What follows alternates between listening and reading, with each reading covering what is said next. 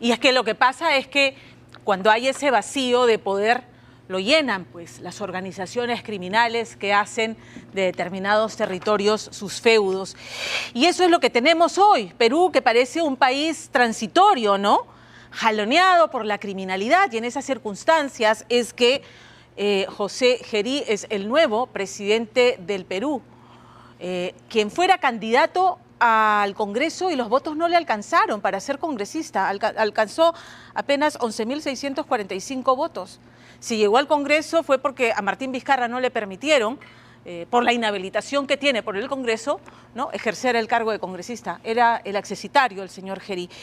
Ese mismo Congreso que ha colocado a Gerí en la presidencia interina es el Congreso que durante más de 2 años y medio sostuvo el indefendible gobierno de la señora Dina Boluarte. Y claro, pisó el acelerador porque encontró en el ataque a la orquesta Aguamarina la excusa perfecta para echar a andar ahora sí la maquinaria vacadora, porque debemos recordar que Dina Boluarte, cuando asume la presidencia, hubo voces que decían: este es el momento en que tenemos que hacer el recambio total, ¿no?, convocar a elecciones anticipadas, y en el Congreso dijeron: de ninguna manera, hay que preservar la estabilidad. Y luego se conocieron los casos: Rolex, Huayquis en la sombra, Cofre, presunto abandono del cargo por las cirugías estéticas. No me toquen las cosas por la estabilidad. Ahí está tu estabilidad. 5.000 víctimas mortales, ya lo dije desde que la señora puso un pie en Palacio de Gobierno. Claro, lo que aquí aquí lleve a oportunismo político. No lo digo solamente yo, o sea, la situación ha sido clara, prístina, porque este Congreso cohabitó en el poder con la señora Dina Boluarte, pero hizo y deshizo desde el Congreso sin que el Ejecutivo pusiera una sola objeción. Y claro, cuando ya no les fue útil, cuando ya más bien les resultaba incómoda en la antesala electoral, decidieron prescindir de ella, pero con seguridad. Esa postura de las bancadas mayoritarias del llamado pacto en el Congreso de la República va a pasarles la factura más temprano que tarde. Richard Apolo. Cuando la madrugada del viernes último, José Gerí Oré, de 38 años de edad, volvía a su departamento en Jesús María, ya no era el mismo hombre que la tarde del jueves había salido de su vivienda rumbo al Congreso. Ahora José Gerí regresaba a su casa, convertido en el hombre más poderoso del país. El primer vicepresidente del Congreso le coloca la banda presidencial en medio de los aplausos. Convertido en presidente de la República. ¿Sigues pensando en lo que tenía su presidente el día de hoy? Pido calma y tranquilidad. Tenemos que trabajar justamente para combatir la delincuencia, que es la prioridad número 1 en este momento, y es el sentir ciudadano. ¿Cuáles son sus primeras acciones de la inseguridad? Creo yo, bajo mi punto de vista, yo no voy a hablar del ser humano, ¿no? Voy a hablar del político. Yo creo que le falta mucha madurez política a José Gerí para poder manejar al país. Políticamente lo conozco y es una persona que no toma una decisión por sí solo. Va a necesitar escuchar mucho. Y si a esas voces que va a escuchar le van a imponer, se va a dejar imponer. ¿Les conviene a estos congresistas mantener a Gerí hasta las elecciones? ¿Por qué no? Te pregunto yo. Sí, porque finalmente que alguien asuma la presidencia puede ser también un fusible, puede quemarse en ese momento no solamente esta persona que ocupa la presidencia, sino todo el partido político. Entonces, si Gerí ha aceptado ser presidente, es a cuenta y riesgo de Somos Perú. Pero lo que no sabemos es cuánto podría durar su presidencia. Y es que estamos en Perú, un país donde lamentablemente la inestabilidad política se ve reflejada en el número de presidentes, 7 en total, que han ocupado el más alto cargo político del país, desde el 2016 hasta el 2026. Obvio, 7, si es que José Gerí logra llegar a julio del 2026. O sea, en promedio, 1 año y pico por presidente, cuando debiera de haber sido en 35 años 7 presidentes, para que cada presidente cumpla con su periodo de 5 años. Y esos 35 años los hemos reducido a 10. Esa es una muestra de la tremenda inseguridad, inestabilidad institucional que tenemos acá en el país.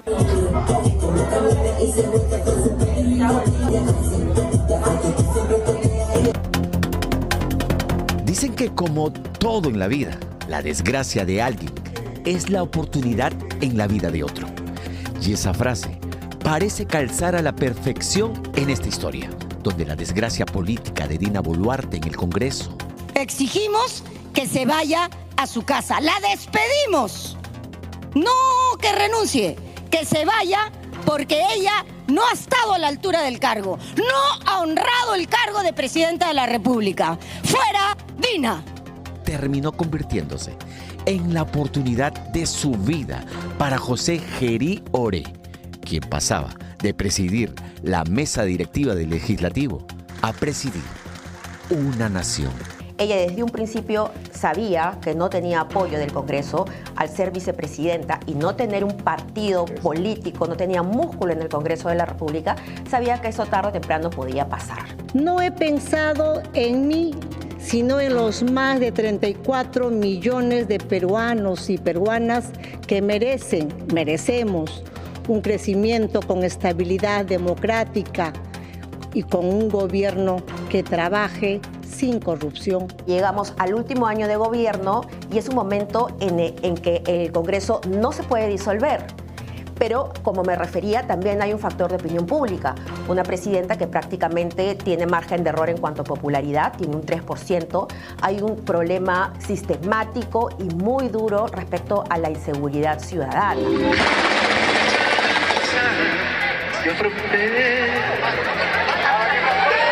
Lo que los Rolex no pudieron hacer, lo que los Waikis no pudieron hacer, lo que las cirugías no pudieron hacer, lo logró un hecho terrible como fue el ataque al Grupo Aguamarina. En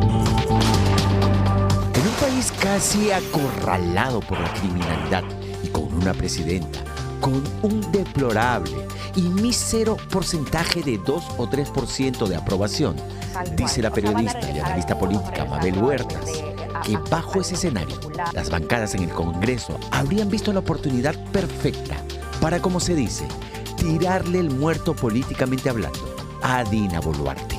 Y así, bancadas que habían sido el soporte político de Boluarte en el Legislativo, ahora parecían haber decidido bajarle el dedo.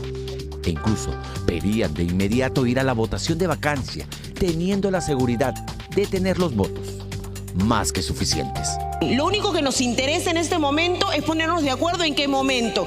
El congresista Revilla, ¿ustedes saben qué hora es? Son las 11 de la noche. En una hora es mañana. Entonces no sé qué tanto escándalo hacen. Lo vamos a hacer. Lo dice el reglamento. 104 votos. ¿Qué es lo que ha gatillado para que las bancadas que la sostenían terminen bajándole el dedo? Sin duda un cálculo político.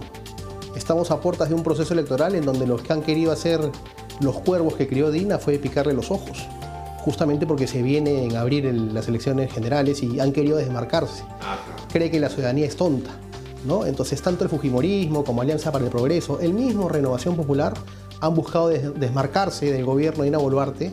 Fueron los cuervos que ella crió y los que han terminado finalmente sacándole los ojos. Una presidenta que se llenaba de orgullo al decir que era una mujer que no estaba metida en actos de corrupción, cuando todos los días veíamos que era una mujer incapaz de hacer un mea culpa. Han calculado, han hecho un cálculo político, piensan en ellos, no piensan en el país, y de una u otra forma lo que han buscado es acomodarse ellos mismos para tratar de lavarse la cara para el próximo proceso electoral y decir que no han sido parte del gobierno de Dina y el ejemplo de ellos que la han vacado.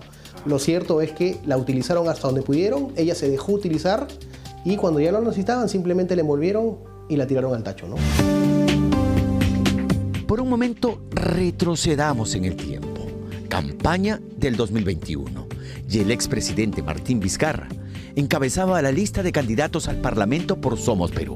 Vizcarra, que tenía el número 1, le pedía entonces a sus electores que apoyaran a un candidato un poco subido de peso y que orgullosamente llevaba el número 3 en el pecho, sin saber que aquel joven, 4 años después, se convertiría, por azar del destino, en presidente de la República. que yo necesito en este Congreso me acompañe José Gerí, y entonces tienen que también respaldarlo a él. Si bien en aquella elección Gerí no alcanzó curul, quedó como accesitario de Vizcarra, lo cual se convirtió más adelante en su boleto de ingreso al Parlamento cuando Martín Vizcarra fue inhabilitado. Aquel episodio lo tiene muy en la mente Alejandro Salas, militante también por entonces de Somos Perú, y quien, en las elecciones del 2021, al igual que Gerí, postulaba al Congreso, pero en el caso de Salas, con el número 5. Prácticamente casi nos formamos juntos en Somos Perú con Gerí. Él asume, y bueno, yo no asumo porque me faltaron 400 votos. José Gerí me gana a mí por 400 votos y él finalmente termina siendo congresista por Somos Perú. ¿Cómo se explica que Somos Perú, con escasas curules en el Congreso, ha tenido en el tiempo la posibilidad de manejarse con destreza frente a otras bancadas más poderosas, al punto no solo de lograr colocar a Alejandro Salas como ministro de Trabajo durante el gobierno de Pedro Castillo, sino además, a mediados de este año, lograr que José Gerí se convierta en presidente del Congreso? La razón, dice Salas, tiene nombre y apellido de mujer: Patricia Ly, presidente de Somos Perú. ¿Cuál es el poder de negociación de Ly? Bueno, yo creo que es mucho más astuta que otros líderes, digamos, de partidos o agrupaciones políticas. Ella en una mesa seguramente sabe imponerse, inclusive ante los mismos fujimoristas, inclusive ante los mismos de APP. O sea, es una persona que articula políticamente muy bien. Y en esa articulación, obviamente, una de sus cartas ha sido José Gerí, quien la está respaldando. Somos Perú es un partido de perfil bajo, pero que tiene una red nacional muy grande. Tiene unas bases muy fuertes, y ahí está como presidenta Patricia Ly, que es una mujer también de perfil muy bajo. Entonces, de no ser electo a ocupar una curul por ser accesitario, a ser presidente del Congreso y a ser presidente del país, hay un salto cuántico. Un salto cuántico del hoy presidente, que tras su elección tiene no solo que lidiar con su pasado reciente, que significó haber sido acusado en su momento de violación sexual, aunque el caso, dijo hace un par de días el fiscal de la Nación, lo archivó él mismo al no encontrar, decía, nada que vincule al hoy presidente Gerí. Le haré una pregunta al fiscal de la Nación, ¿no? Yo soy padre de 3 hijas, ¿no? Y para mí la mujer es algo muy, muy especial. Con mis hijas, soy padre de 3 hijas. Si Gerí no fue el que violó y archivaron la denuncia, sí existió la violación. Sí existió el delito de violación. La violación está puesta en una denuncia. ¿Dónde está el otro implicado? Lo que pasa es que cuando la fiscalía archiva una denuncia, la persona puede interponer un recurso. Es un recurso de queja, pero lamentablemente si nadie interpuso el recurso, quedó ahí, pues, ya terminó el caso.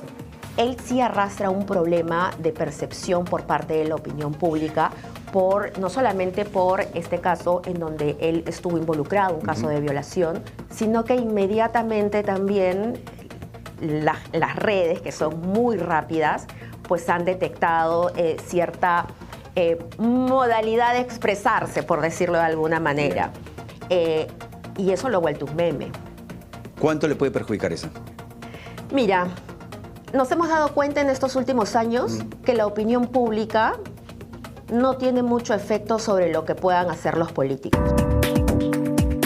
Pero además, en el más breve plazo, el presidente José Gerí debe tener la muñeca política necesaria para no equivocarse y nombrar un gabinete que permita efectividad, sobre todo en 4 carteras ministeriales. Primero, ¿a quién pone de presidente del Consejo de Ministros? Segundo, de ministro del Interior. Tercero, del ministro de Economía. Y cuarto, del canciller de la República. Si pone gente proba, gente competente, profesional, seria, de buena imagen, los mercados mundiales y los internos le van a decir, va.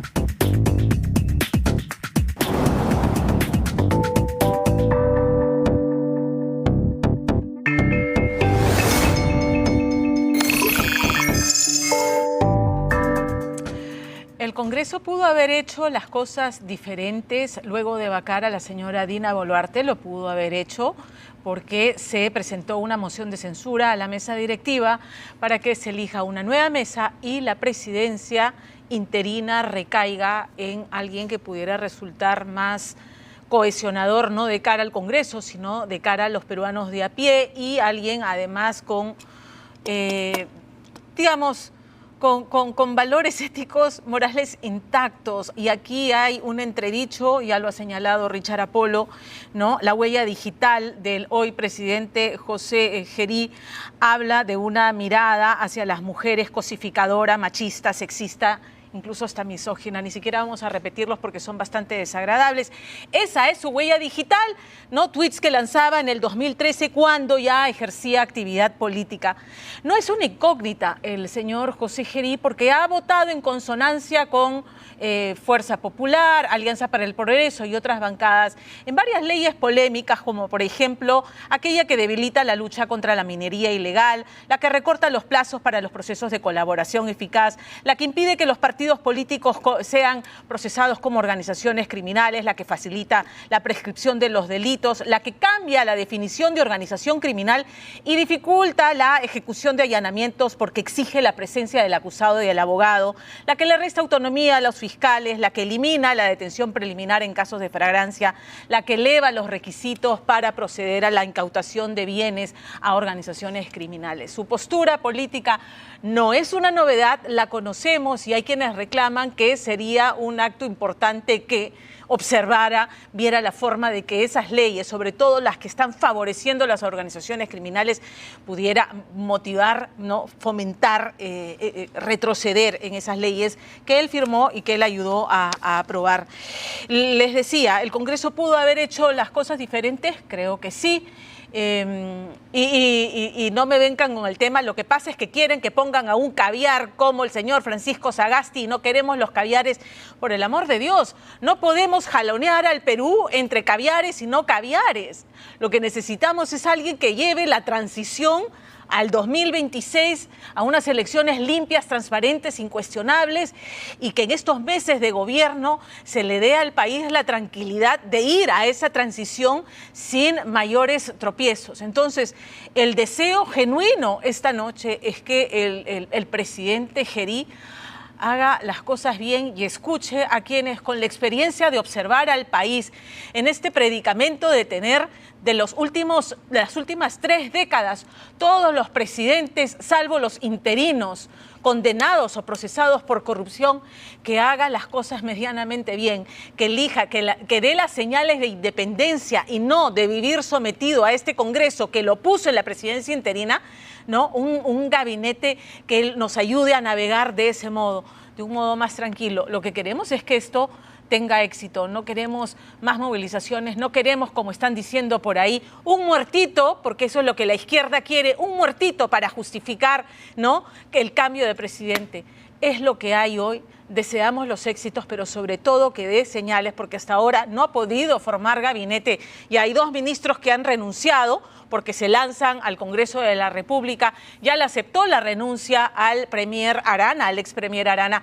Tiene que formar su propio gabinete, que escuche y que sepa elegir con sabiduría y que no responda a los intereses particulares de los partidos que se negaron a cambiar, a hacer el recambio en la mesa directiva y que lo colocaron en Palacio de Gobierno. Eso es lo único que deseamos.